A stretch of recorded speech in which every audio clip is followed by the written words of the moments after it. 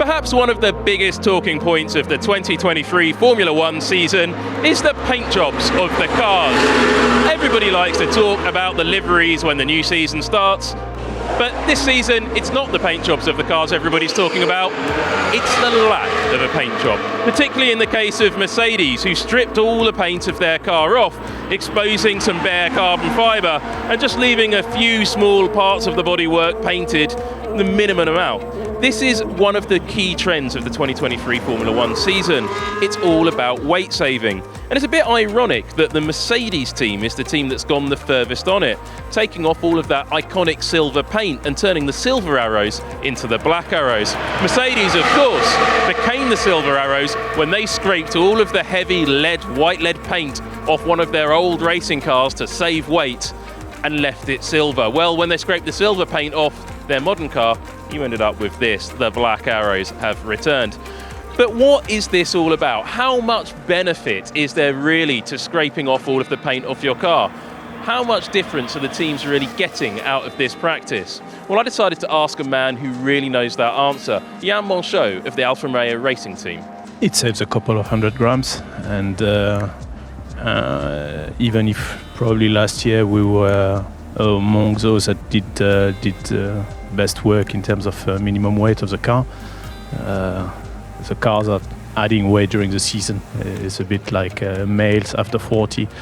You can't do anything about it, and because we wanted to still be on the safe side with the weight for this season, we've been keeping the pressure high internally, and yeah, it's a small addition, it's a small contribution, which I've been pushing for, but also Alfa Romeo and then our marketing department was very helpful, seeing also that the car looks, would you say, sexier than before. So also for them, it's not a loss in terms of the power or of the visualization of the car, and for us it was a small gain. So. Fascinating stuff from Yann Monchaux.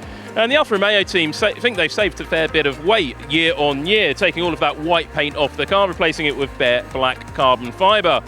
But one of the questions that's also coming up about this paint stripping craze that's going on up and down the pit lane is really why are teams having to make such a sacrifice for what might be just a tiny amount of weight? We know up and down the grid that weight has been a challenge for everybody, or most people.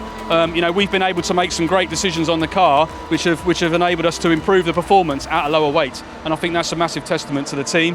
Choosing how much paint to put on your car is actually then just another one of the trade-offs the teams have to make every single season. And in Alpine's case, that's a trade-off that they decided that their sponsor's livery was more important than the weight it brings with it.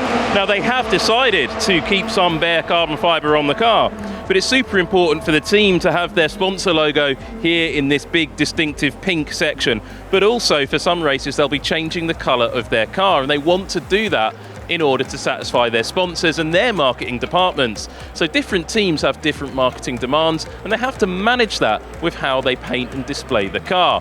There's other things that you need to look for as well. The paint and the finish of the surface of the bodywork has to essentially be able to almost repel raindrops or dirt build-up on the car, because that could have an aerodynamic influence that's detrimental. So the teams need to be a little bit careful of how they finish it. They can't have just rough carbon fibre. They do need to have it very smooth and very well finished. But one of the questions is, why does paint weigh so much in the first place? After all, it's just something you spray out of a rattle can at home when you're building a model kit. Well, it's a little bit more complicated than that, but not much more complicated. Like when you're building a model kit, or you're painting a wall at home, or even your road car, you have to put different coats of paint on to get the desired effect. You have to put a base coat on, maybe a lacquer coat, maybe the colour coat or a couple of colour coats if you're not very good at painting, a bit like me. Each layer of that paint will build up weight, and different colours and different styles of paint have different weight. Metallic paint, for example, is much heavier than a matte paint, which is why you've seen some teams like Ferrari switch from a shiny gloss finish to a more matte finish, and other teams, again like Ferrari, stripping off more paint from their bodywork to save even more weight. So the weight of the paint is very important. And that's just another of the factors everybody has to factor in when they're developing this new bodywork for all of their cars. And with a weight limit that's constantly reducing and putting the teams really at risk, losing a few kilos of paint or even a few grams of paint across the car will make a massive difference, quite literally, when you get to the end of the season. But some people think, how far is too far? Does it end up looking silly? All of these cars with big black panels, unpainted, and random sponsors stickers scattered across them. It's all black Formula One cars, just a bit too far. Have people taken this too far? I don't think they have. I think, in the words of Rolling Stones, I'd like to see a line of cars and they're all painted black, because that's what the Formula One is all about. It's not a colouring in competition, it's about the engineering, and when the cars are all painted the same and they've got bare carbon fibre, it makes it all a little bit easier to see. So I'm all in favour of stripping off the paint and reducing the weight. But what do you think? Because you at home, maybe you want to leave a comment underneath this video or tell us what you think about this trend for stripping paint off Formula One cars.